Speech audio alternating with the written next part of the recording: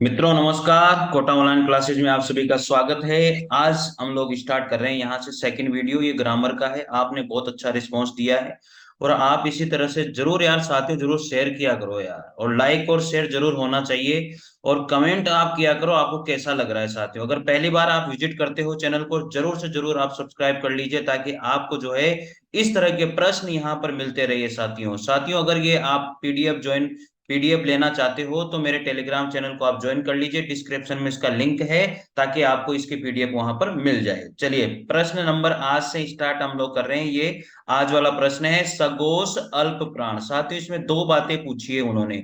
एक तो बात पूछी है सगोश क्या है और एक अल्प प्राण क्या है। देखेगा हम लोग यहाँ पर बात करते हैं सगोश क्या है और अल्प प्राण क्या है।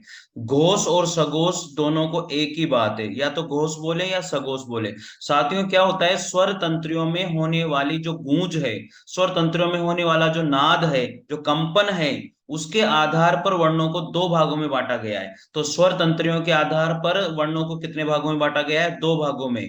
एक तो है घोष या सघोष और एक है साथियों अघोष। तो याद रखिए घोष और सघोष किसे कहते हैं? जिन वर्णों का उच्चारण करते समय स्वर तंत्रियों में कंपन पैदा होता है। जिन वर्णों का उच्चारण करते समय स्वर तंत्रियों में अगर कंपन होता है तो उसे साथियों हम क्या कहते हैं? घोष कहते हैं या सघोष कहते हैं। इसमें एक बात याद रखनी है, जो घोष और जो सघोष होता है वो किसी भी वर्ग का तीसरा वर्ण हो, किसी भी वर्ग का चौथा वर्ण हो और किसी भी वर्ग का साथियों पांचवा वर्ण हो।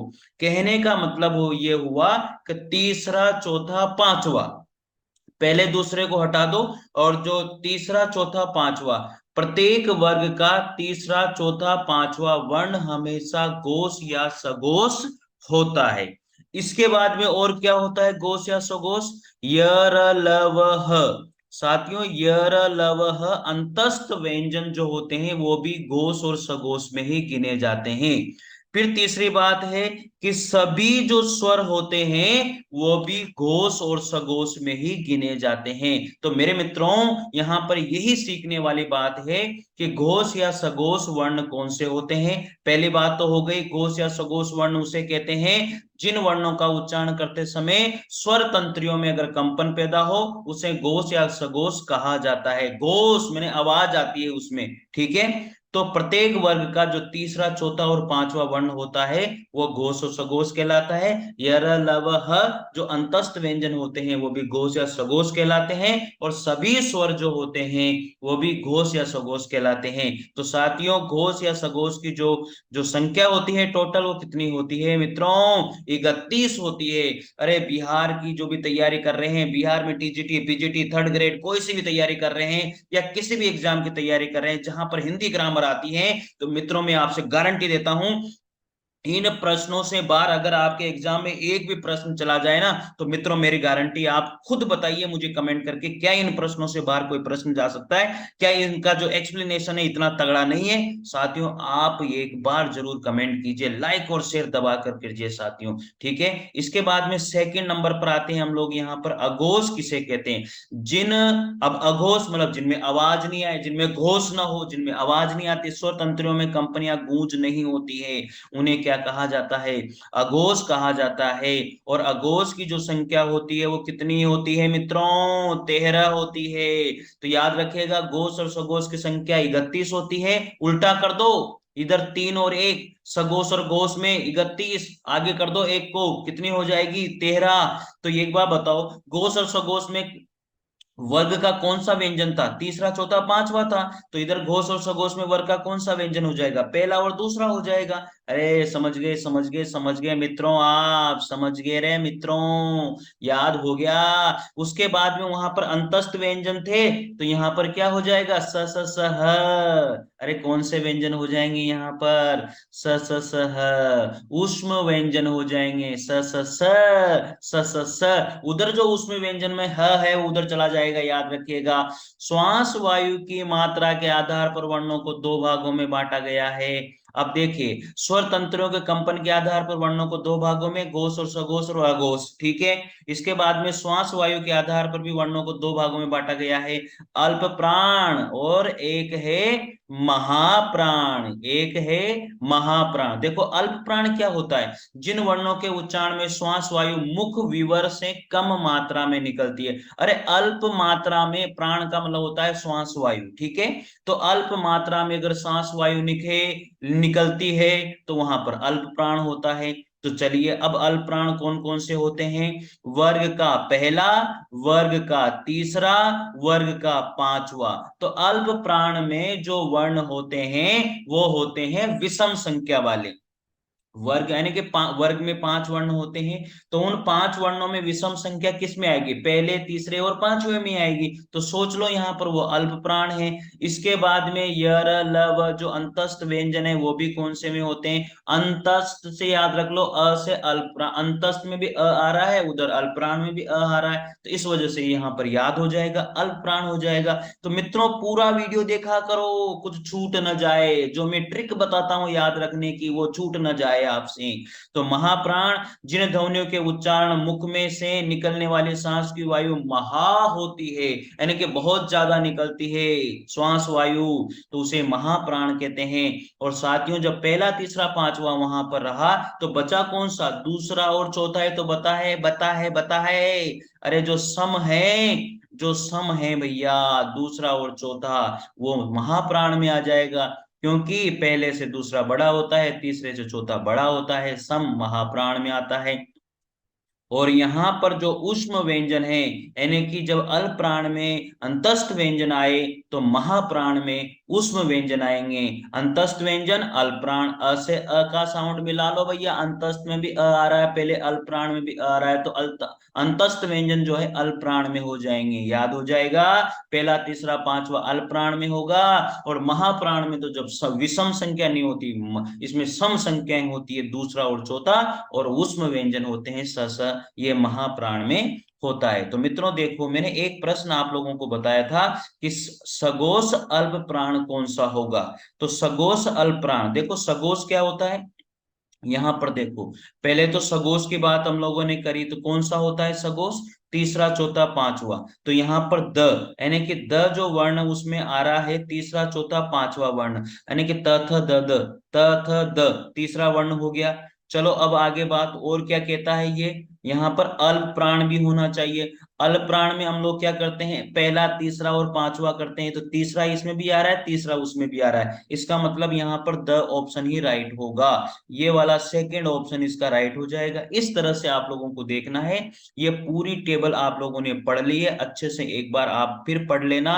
ये पूरी की पूरी जो टेबल है ये वाली, ये पूरी टेबल आप अपने रजिस्टर में भी उतार लेना।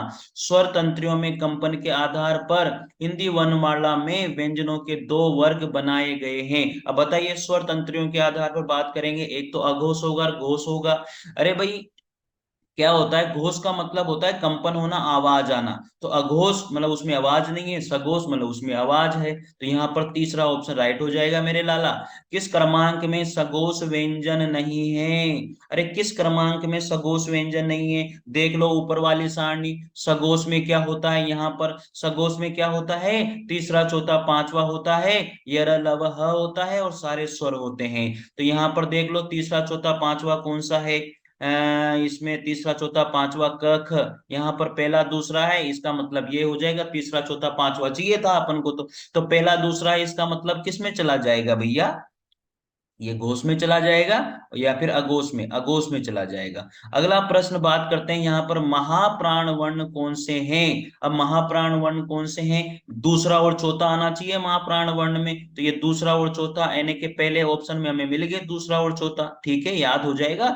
किस क्रमांक में सघोष व्यंजन है, अब सघोष व्यंजन में कौन सा होना चाहिए, तीसरा चौथा पांचवा होना चाहिए या एरलव होना चाहिए, तो ये सेकंड ऑप्शन यहाँ पर एरलव मिल गया, तो ये सघोष व्यंजन हो गया। चलिए आगे बढ़ते हैं, बिल्कुल टाइम वेस्ट नहीं करना है, डायरेक्ट क्वेश्चन पढ़े, डायरेक्ट ऑप्शन पढ़े। आपने अनेक यूट्यूब चैनल पर देखा होगा टाइम निकालने के लिए वो चार चार ऑप्शन पढ़ते हैं, मैं ऐसा नहीं करूंगा, आपके पास बिल्कुल भी टाइम नहीं है साथियों। लेकिन लाइक और शेयर जरूर कीजिए और वीडियो को पूरा देखिए, और पहली बार देखते हो तो सब्सक्राइब कीजिए। पीडीएफ प्राप्त करने के लिए आपको टेलीग्राम चैनल से जुड़ना पड़ेगा, डिस्क्रिप्शन में इसका लिंक है। यहाँ पर हिंदी साहित्य का इतिहास भी मैं पूरा कंप्लीट इसी तरह से करा रहा हूं, ठीक है। किस क्रमांक क्रमांक में अघोष व्यंजन है। अब देखो लाला, अघोष व्यंजन में क्या होता है, मैंने बताया था आप लोगों को, पहला और दूसरा होता है त थ। यहाँ पर पहला और दूसरा त थ, ये वो ऑप्शन राइट हो गया ना। देखो किस क्रम में अघोष व्यंजन नहीं है। अब अघोष व्यंजन नहीं है, पहला दूसरा तीसरा, पहला दूसरा अघोष होता है, तो यहाँ पर तीसरा चौथा पांचवा क्या होता है, वह घोष होता है। और ये रलव होता है, तो ये सगोष हो गया ये रलव, बाकी सारे के सारे क्या है, अघोष हैं। तो ये एरलव सगोष है, इसलिए ये अघोष नहीं है। अगला, किस क्रम में अल्प प्राण ध्वनि है। अब अल्प प्राण की ध्वनि में देखो, अल्प प्राण में क्या होता है, विषम संख्या होती है, 1 3 5 होता है। तो यहाँ पर देखो प फ ब 1 3 5 में ये 1 और 3 हो गया इसमें, और ये लव आता ही है, तो ये तीसरा वर्ण इसमें हो जाएगा साथियों। अल प्राण वर्ण कौन सा है।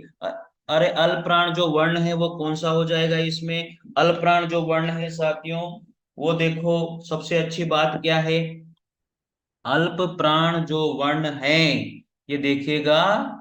तो मित्रों आगे बात करते हैं, अल्प प्राण वर्ण कौन से हैं। अब मैंने आप लोगों से बोला था कि जो अल्प प्राण होते हैं उसमें पहला दूसरा वर्ण आता है, और अल्प प्राण का मतलब यह है कि जिसमें वायु कम निकलती है, तो ये बात मैंने आपसे करी थी। तो पहला, और पहला दूसरा नहीं, पहला और तीसरा और ये पांचवा वर्ण आता है। तो यहाँ पर जो है साथियों, पहला ऑप्शन राइट हो जाएगा। महाप्राण में मैंने बताया था आपको, दूसरा और चौथा वर्ण आता है।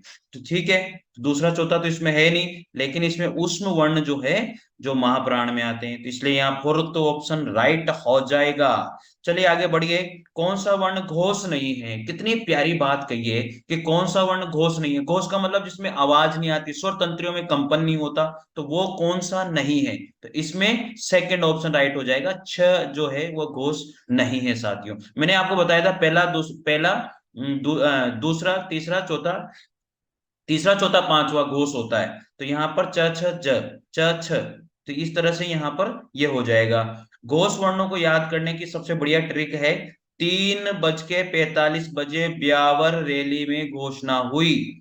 3:45 पर बजे ब्यावर रैली में घोषणा हुई।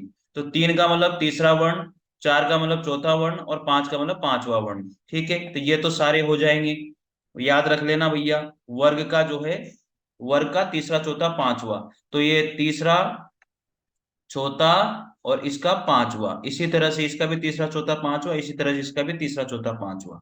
याद हो जाएगा क्या, इसका तीसरा चौथा पांचवा, ये हो गया ना वर्ग का तीसरा चौथा पांचवा, तीसरा चौथा पांचवा, तीसरा चौथा पांचवा। ब्यावर का मतलब ब्यावर व और र, तो ये और व। ठीक है, रैली मतलब र ल, तो ये र ल व। ठीक है, घोष, घोषणा मतलब घोष, इसको सघोष भी कहते हैं। ह, सभी जो स्वर होते हैं वो सारे के सारे 11 जो स्वर होते हैं वो सारे के सारे घोष होते हैं। याद हो जाएगा। वर्ग का प्रथम और द्वितीय और श श श जो है अघोष या वर्ण होता है। तो इस तरह से साथियों सारे के सारे जो है हम क्वेश्चन याद कर सकते हैं। अगला यहाँ पर ये देखिए, अल्पप्राण और महाप्राण की बात हम लोग करेंगे। तो अल्पप्राण में क्या होता है, अल्पप्राण में क्या होता है, पहला तीसरा और पांचवा होता है, यानी कि विषम संख्या अल्पप्राण में होती है। महाप्राण में क्या होता है, सम संख्याएं होती है, दूसरा और चौथा। याद हो जाएगा। आगे बात करते हैं, स्वर होते हैं, स्वर क्या होते हैं, घोष होते हैं। ये प्रश्न अनेक बार पूछा जाता है, स्वर क्या होते हैं, सारे स्वर घोष होते हैं। निम्न में से घोष वर्ण कौन सा है। तो यहाँ पर जो है ह घोष वर्ण है, बाकी घोष वर्ण नहीं है। क्यों है, क्योंकि स श स ह जो है घोष वर्ण में आता है। यर लव ह ये घोष वर्ण में आते हैं, स स स तो अघोष में आते हैं। ठीक है, तो अघोष व्यंजन इनमें से कौन सा है, क और ख अघोष व्यंजन है साथियों, याद हो जाना चाहिए। ठीक है, किस क्रम में अघोष व्यंजन है, तो कौन सा क्रम है जिसमें अघोष व्यंजन है, वो है अपना प और फ, इसमें अघोष व्यंजन है। किस क्रम में घोष वर्ण नहीं है, तो घोष वर्ण कौन सा नहीं है, ट वर्ण एक घोष वर्ण नहीं है। मैंने आपको बताया था तीसरा चौथा पांचवा जो है घोष वर्ण होता है, लेकिन यहाँ तो ट तो पहला ही वर्ण है, क च ट तप, ये पहले वर्ण है सारे के सारे, इसलिए ये घोष वर्ण नहीं है। निम्नलिखित में से वतश्चर्य, ये देखो वतश्चर्य, मुख विवर में ऊपरी दांतों के भीतरी मसूड़ों के ऊपर का खुदरा भाग जो होता है उसको वतश्चर्य कहते हैं। न स ज र ल वतश्चर्य वर्ण व्यंजन माने जाते हैं, आदिकाल में इनका विकास हुआ था। तो याद रखिए ये 5 वर्ण हैं जो वतश्चर्य माने जाते हैं, न स ज, न नस जरल, नस जरल, नस जरल, निस जरल। तो यहाँ पर ल और स दोनों ही वर्ण जो है वो वतस्वर है, इसलिए ये क्वेश्चन थोड़ा सा गलत हो जाएगा। व्यंजन वर्गीकरण की दृष्टि से ल व्यंजन किस वर्ग भेद में रखा जाएगा? तो ल व्यंजन जो है वतस्वर है, अभी अभी मैंने बताया कि न स ज र और ल वतस्वर व्यंजन है, इसलिए ये वतस्वर हो जाएगा। और मुख विवर में जो ऊपरी दांतों के भीतरी मसूड़ों के ऊपर का जो खुदरा भाग होता है उसे वतस्वर कहा जाता है। उच्चारण स्थान की दृष्टि से इनमें से कौन सा व्यंजन तालव्य है? इचु ऐसा नाम तालु। तो यहाँ पर इचु ऐसा नाम तालु, ई और च वर्ग का पूरा पूरा च वर्ग जो है उच्चारण स्थान की दृष्टि से तालव्य वर्ण कहलाएगा, इसलिए यहाँ पर तीसरा ऑप्शन राइट हो जाएगा साथियों। तो साथियों आज थोड़ा सा मेरे पास टाइम का अभाव था, लेकिन मैंने सोचा यार एक वीडियो तो मैं आपको बना ही दूं ताकि आप प्रैक्टिस तो जारी रखें। तो साथियों मिलते हैं अगले वीडियो के साथ, लेकिन जो है पूरी ये जो वर्णमाला का वीडियो है आप लोगों को पूरे शाम तक, इवनिंग तक पूरा मिल जाएगा। ठीक है, मिलते हैं, थैंक यू, धन्यवाद।